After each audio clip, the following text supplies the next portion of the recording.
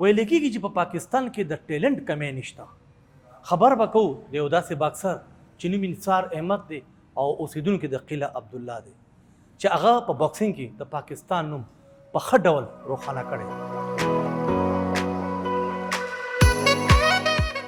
زما نوم نثار احمد دی. زه د بلوچستان کې له عبدالله نه تعلق ساتم او د ننه څه 10 کاله مخکې کراچۍ له راغلی یم. دا ګیم سره مزدوري محنت مې کول او ساتس مې دا ګیم کیک باکسینګ او باکسینګ مارشل آرټ طرف ته راغلی یم.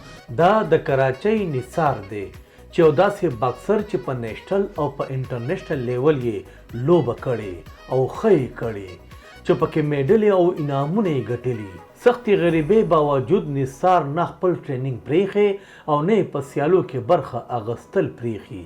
دی وایي چې په سخته خوارۍ مې داسې لوبه زده کړې چې ښه لوبغاړي مې د رینګ نه بهر کړي.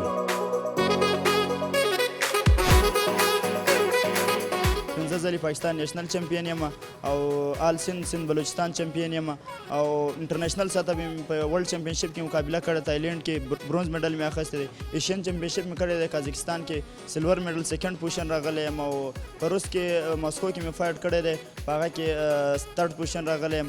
نثار سخت ټریننګ سره سره د سختې غریبۍ نه هم تیریږي چې له وجې زړه چاودې غریبۍ د لاسه کله د چای په بوټلو مزدوري کړي او کله د ګټو خټو مزدورو په پیسو خپل د کور ذمہواري ترسره کوي.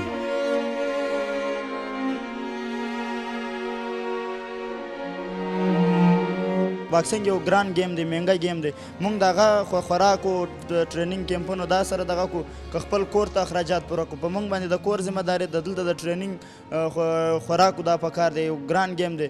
که چیرې موږ ته پروپر خوراک پروپر ټریننګ ملاو شو نو زه په ټوله نړۍ ته په ډاډه وایم چې زه په ټوله نړۍ کې چې څومره ښه فایټران دي هغه زه بیټ کولی شم.